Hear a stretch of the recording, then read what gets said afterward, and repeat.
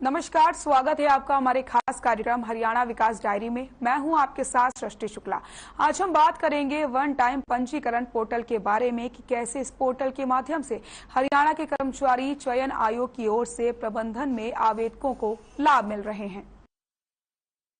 One time registration portal की शुरुआत मनोहर सरकार की ओर से युवाओं को रोजगार देने के साथ ही जटिल भर्ती प्रक्रिया और बार बार भर्तियों के लिए फीस देने पर आर्थिक रूप से होने वाली परेशानियों से निजात दिलाने के लक्ष्य को ध्यान में रखकर की गई है।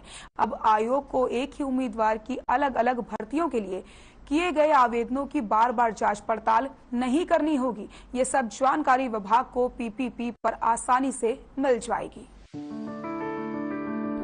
रोजगार जटिल, प्रक्रिया हुई आसान। वन टाइम पंजीकरण पोर्टल की शुरुआत। नौकरी के लिए होगा वन टाइम पंजीकरण। वन टाइम पंजीकरण पोर्टल की शुरुआत 12 जनवरी 2021 को वेब आधारित प्रणाली से शुरू की गई थी, जिसमें आवेदक हरियाणा कर्मचारी चयन आयोग की ओर से प्रबंधित एक बार पंजीकरण प्रक्रिया के माध्यम से सरकार में ग्रुप सी, ग्रुप डी और गैर राजपत्रित शिक्षण पदों के लिए पंजीकरण कर सकते हैं। आज के इस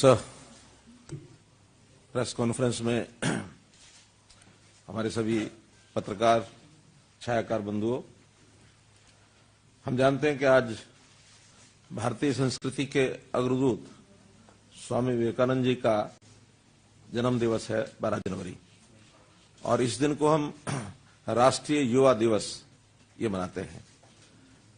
युवा ही वास्तव में एक ऐसा हमारा स्रोत है ऊर्जा का कि जिसके उसकी अपनी टैलेंट, उसका अपना योग्यता, उसके अपने गुण, उसकी अपनी क्षमता, उससे हम अपने देश को, समाज को खूब आगे बढ़ा सकते हैं। हमने हरियाणा में युवाओं के विकास की ओर पर्याप्त ध्यान दिया है। हमने अपना जो ये दूसरा कार्यकाल शुरू हुआ, इसके घोषणा पत्र में ये उस समय घोषणा की थी कि युवाओं की अपनी पढ़ाई, युवाओं की स्किलिंग, युवाओं की क्षमता को बढ़ाना और साथ ही युवाओं को नौकरी के लिए बार बार जो आवेदन करना पड़ता है ये नहीं करना पड़ेगा, एक बार आवेदन करना पड़ेगा। उसी के ऊपर कार्यक्रम को आगे बढ़ाते हुए हमारी आईटी टीम ने, हमारे स्टाफ सिलेक्शन कमीशन ने मिलकर के एक जो पोर्टल बनाया उसका आज विधिवत लॉन्च किया है। इस अवसर पर मैं सभी प्रदेश के युवाओं को शुभकामना देता हूं। अपने एनआईसी, आईटी डिपार्टमेंट और स्टाफ सिलेक्शन कमीशन, इन सब के यानी कर्मचारियों को, अधिकारियों को भी बधाई देता हूं कि इन्होंने एक इस प्रकार का ये पोर्टल बनाया है। पोर्टल कुछ विशेषताओं में आवेदक का परिवार पहचान पत्र के साथ एक बार पंजीकरण, यूनिक आईडी आवंटन, दस्तावेजों का ऑनलाइन सत्यापन, ऑनलाइन एडमिट कार्ड और परिणाम सूचनाएं शामिल हैं। हरियाणा में सरकारी नौकरियों के इच्छुक उम्मीदवारों को राहत देते हुए सीएम मनोहर लाल ने ग्रुप सी और ग्रुप डी श्रेणी के पदों के लिए वन टाइम पंजीकरण पोर्टल और विभिन्न सरकारी विभागों में गैर राजपत्रित शिक्षण पदों की शुरुआत की है। सीएम मनोहर लाल ने ग्रुप सी, डी के विभिन्न पदों को भरने के लिए हरियाणा कर्मचारी चयन आयोग की ओर से आयोजित की जाने वाली एक सामान्य पात्रता परीक्षा की भी घोषणा की है। पोर्टल पर पंजीकरण करने वाले प्रत्येक उम्मीदवार को एक अद्वितीय आईडी नंबर जारी किया जाएगा, जिसके आधार पर वह अपनी शैक्षणिक योग्यता और अनुभव के अनुसार आवेदन कर सकता है।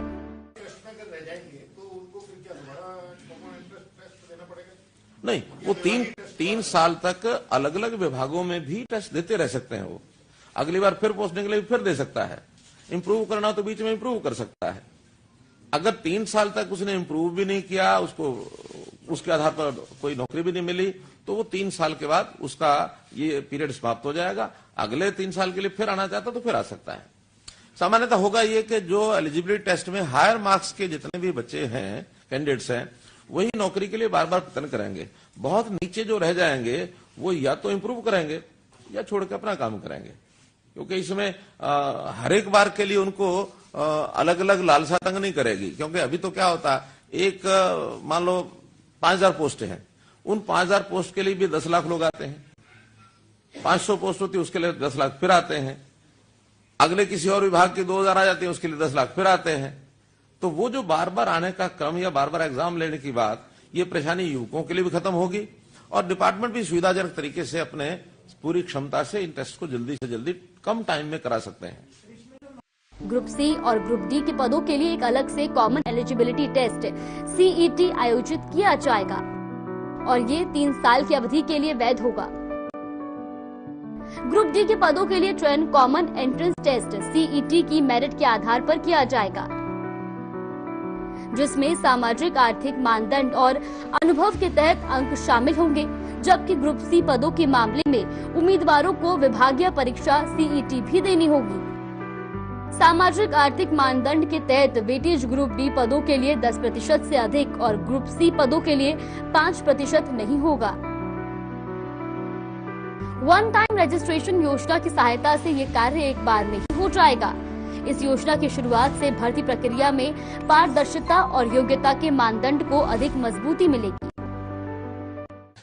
अब आगे से हरियाणा कर्मचारी चयन आयोग अपना जो सी और डी का जैसा बताया गया है कर्मचारियों का जो चयन है वो इसी पोर्टल के माध्यम से ही करेंगे।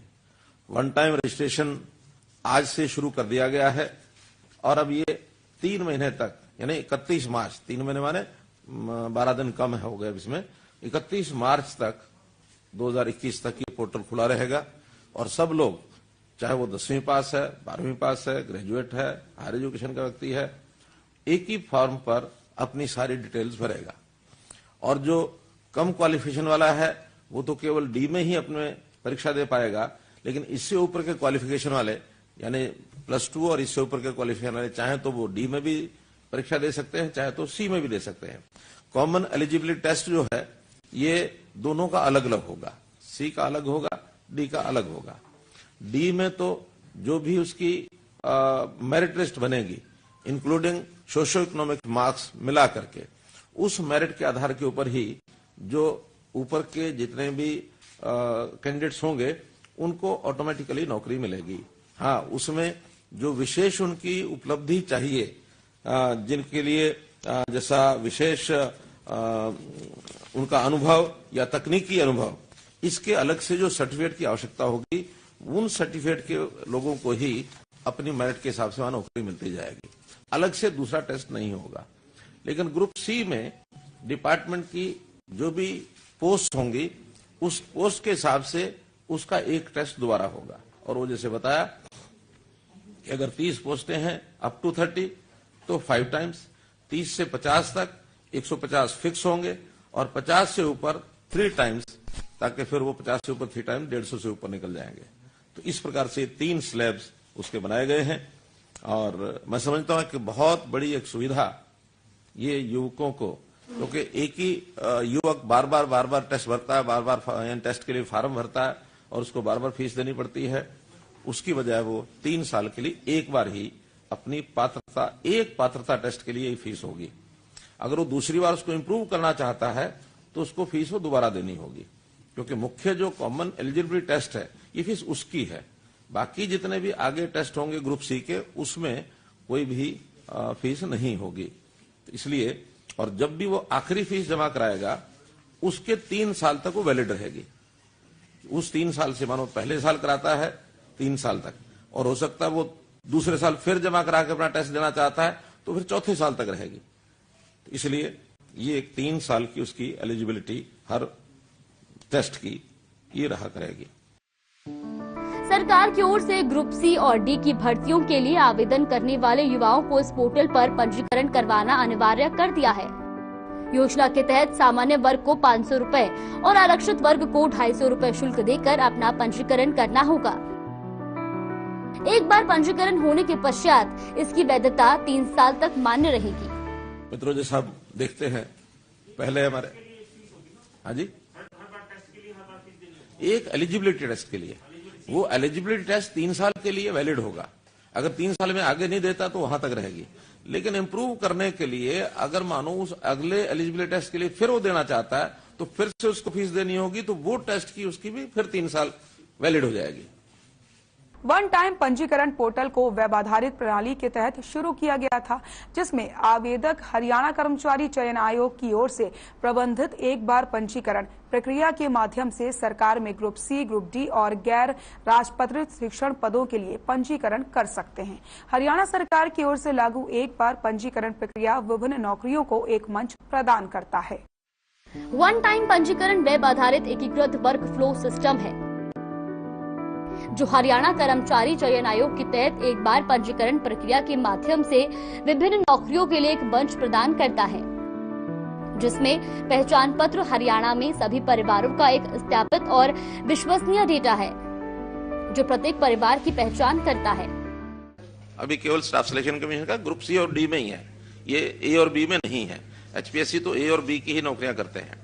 इसमें एक चीज और क्लियर करनी है कि जो सोशियो इकोनॉमिक है वो ग्रुप डी में तो मैक्सिमम 10 मार्क्स दिए जाएंगे, ग्रुप सी में मैक्सिमम 5 मार्क्स दिए जाएंगे।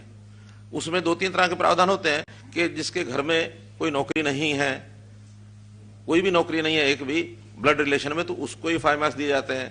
फादरलेस जो है उस जवान को भी 5 नंबर दिए जाते हैं, या विडो है 5 नंबर है, और इसी प्रकार की 2-3 कैटेगरीज है। लेकिन टोटल मिलाकर के वो 10 से ज्यादा नहीं होंगे और ग्रुप सी में 5 से ज्यादा नहीं होंगे। अब की बार टारगेट क्या है सरकार का नौकरियों का, कि कितनी नौकरियां निकाली जाएंगी इस वर्ष में? और क्योंकि अभी पहले जो 5000 पुलिस की है वो अभी तो मैं एक जानकारी आपको ये दे रहा हूं कि हमने किया क्या क्या है पिछले 6 साल के अंदर।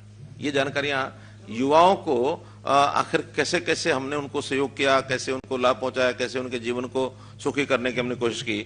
आपको ध्यान में है कि पहले जितने भी ये पर्ची खर्ची के सिस्टम चलते थे, भाई भतीजावाद, पैसा लेना, ये करना वो करना, अपने अपनों को दे मुड़ मुड़ रेवड़ियां, देखिए अब सारा पूरा मत क्या करो आप लोग। तो कुल मिला के उस सारे को हमने बदला है, और बदलने के बाद 6 साल में 80,000 नौकरियां हमने दी है। और कोई पिछले 6 साल का कोई पीरियड, 5 साल का पीरियड उठा करके देख लें, इतनी बड़ी संख्या में नौकरी कभी भी नहीं दी गई है। एवरेज पर ईयर भी लगा लेंगे तब भी नहीं दी गई है। सी और डी में हमने इंटरव्यू खत्म किया, पहले इंटरव्यू में ही सारा कुछ मार लगती थी। हमने देखा ये पीटीआई वाला केस, हमने देखा ये C&V आर्ट वाले, वो जो ड्राइंग टीचर जो थे, केवल इंटरव्यू के ऊपर उठा के भर्तियां कर दी गई। सुप्रीम कोर्ट में जाकर के उनको अल्टीमेटली उनकी नौकरियां कैंसिल हुई। अब एक व्यक्ति धोखे से, सच्चाई से, बुराई से, बेईमानी से मानो नौकरी ले गया, और उसके साथ 10 साल के बाद, 15 साल के बाद ये स्थिति बनती है, क्या यानी परिवार का बनता होगा, उसके प्रति हमें यानी हमारी संवेदनशीलता उनके प्रति जरूर है। और परिवार के मूल डेटा को डिजिटल प्रारूप में परिवार की सहमति से प्रदान करता है। प्रत्येक परिवार को 8 अंकों का परिवार आईडी प्रदान किया जाता है। नहीं, सभी कर पाएंगे। पीपीपी के अलावा मैंने बताया ना, अगर किसी का पीपीपी नहीं है वो टेम्परेरी लेगा। हाँ, उसी पोर्टल में भरना पड़ेगा। हमारा जो पोर्टल है पीपीपी का, उसी में एक प्रावधान टेम्परेरी आईडी का है, उसके अंदर टेम्परेरी आईडी बनाएगा, अपना मूल एड्रेस जहां का वहां का लिखेगा।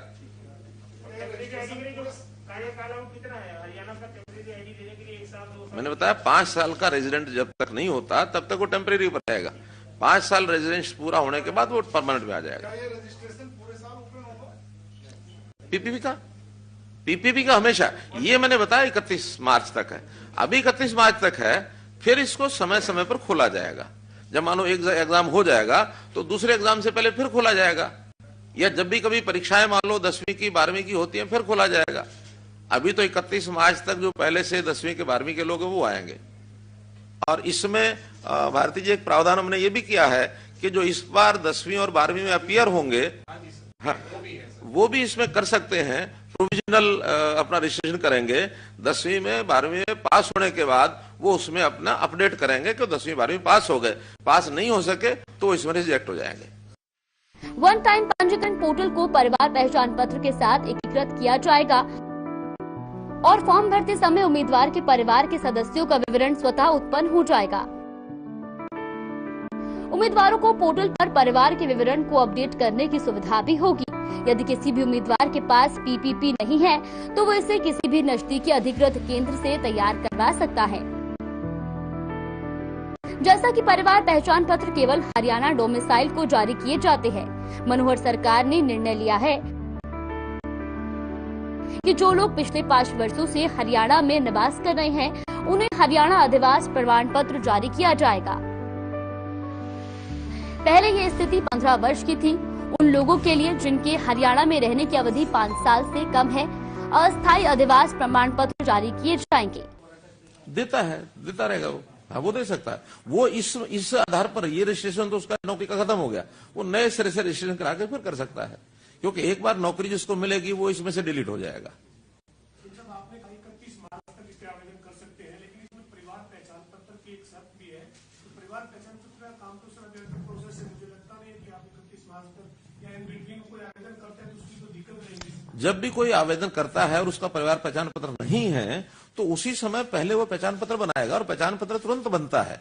वो तो जो नहीं बनवा रहे वो पूरा करने के लिए समय लगेगा, लेकिन आवेदन करने से पहले अगला अपना परिवार पहचान पत्र कहीं भी किसी भी सेंटर पर जाके बनवा सकता है। बनवाएगा, अपना नंबर लिखेगा, उसको रजिस्ट्रेशन करेगा। तो इसलिए परिवार पहचान पत्र में टाइम नहीं लगता है। हाँ, एक चीज और क्लियर करनी है कि ये परिवार पहचान पत्र हरियाणा के डोमिसाइल का ही बनता है, लेकिन डोमिसाइल पहले कभी हमारे यहाँ 15 साल की पीरियड था कि जो 15 साल से हरियाणा में रह रहा है उसी का डोमिसाइल बनेगा। अब उसका हमने पीरियड 5 साल कर दिया कि 5 साल से भी कोई हरियाणा में रह रहा है तो उसका भी डोमिसाइल बनेगा। 5 साल से कम अगर है तो उसको एक टेम्परेरी रेजिडेंट आईडी दी जाएगी, वो भी भर सकता है फॉर्म, यानी दूसरे प्रदेश का भी भरना चाहे तो भर सकता है। सरकार की माने तो वन टाइम पंजीकरण पोर्टल केवल नौकरी के इच्छुक उम्मीदवारों को एक बार आवेदन करने और शुल्क का भुगतान करने का अवसर प्रदान नहीं करेगा और उन्हें आयोग को लगातार चक्कर लगाने से राहत भी देगा। दस्तावेज सत्यापन के लिए कार्यालय सामान्य पात्रता परीक्षा सीईटी गुणवत्ता जनशक्ति की भर्ती में एक लंबा रास्ता तय करेगी। हरियाणा सरकार प्रदेश के चौमुखी विकास के लिए निरंतर प्रयासरत है। हरियाणा सरकार लगातार प्रदेश के आवाम के लिए कार्य कर रही है। मनोहर सरकार का मंतव्य है कि प्रदेश में अंतिम पायदान पर खड़े हर व्यक्ति को योजना का लाभ मिल सके, जिसके लिए सीएम मनोहर लाल ने प्रदेश में कई योजनाएं शुरू की हैं। हरियाणा सरकार लगातार प्रदेश की आवाम के हितों के लिए कार्य करती आ रही है। हरियाणा सरकार ने आज प्रदेश में कई योजना को शुरू किया है, जिसका सीधा लाभ आम जनता को मिल पा रहा है। हरियाणा सरकार का उद्देश्य था कि हरियाणा में हर तबके के लोगों की समस्या का समाधान करना। आज प्रदेश में हरियाणा सरकार ने वो सब करके दिखाया जिसकी हरियाणा को सबसे ज्यादा जरूरत थी। सीएम मनोहर लाल की मेहनत से आज हरियाणा अपनी अलग पहचान बनाने में कामयाब हुआ है। की बात होगी, लेकिन टारगेट क्या रखा है सरकार ने? जिस तरह से कोविड का समय रहा, कुछ भर्तियां बंद भी हुई, प्रक्रिया तो एक सिंपल होगी, उसके लिए टारगेट भी होगा। कोई टारगेट नहीं है, सभी लोग रजिस्ट्रेशन कर सकते हैं, सबका टेस्ट होगा। इस टेस्ट के बाद डिपार्टमेंट अपनी आवश्यकता के हिसाब से नौकरियों की एडवर्टाइजमेंट करेगा और वो जो एडवर्टाइजमेंट होगी उसके बाद उनको फिर क्लिक करना होगा कि हाँ इस नौकरी के लिए अगर तो ग्रुप डी है तो वो सिलेक्शन सीधी हो जाएगी और सीधा उनको अपॉइंटमेंट लेटर जाएगा। 1 महीने का टाइम मिलेगा ज्वाइन करने का। कोई ज्वाइन करेगा ठीक है, नहीं ज्वाइन करेगा तो नेक्स्ट की बारी आएगी। और अगर ग्रुप सी है तो उसको अगला टेस्ट जो डिपार्टमेंट का देना है उसके लिए उसको टिक करना होगा कि हाँ मैं इसके लिए एग्जाम देना चाहता हूं, लेकिन उसके लिए नंबर जो फिक्स कर दिया है अप टू 30, 5 गुना, 30 to 50, 150, अबव 50 अगर पोस्ट हैं तो होते 3 गुना। तो उतना जो अपर होंगे, मानो एग्जाम लेना है 200 लोगों का, टिक कर दिए 400 लोगों ने, तो मेरिट में अपर 200 होंगे, उन्हीं का एग्जाम होगा, बाकी का नहीं होगा। अगर कहीं पे कुछ गड़बड़ी पाई जाती है तो कैसे? मैंने बताया कि इससे बड़ी तो ट्रांसपेरेंसी नहीं हो सकती। हर चीज पोर्टल पर है, जितने लोगों ने फॉर्म भरे हैं वो सबको पता रहेंगे वेबसाइट के ऊपर। जिनको सोशो इकोनॉमिक नंबर दिए गए हैं वो पहले से उसके अंदर डाल दिए जाएंगे, उसको जोड़ करके मेरिट बनाई जाएगी। किसी ने चैलेंज करना तो चैलेंज करेगा।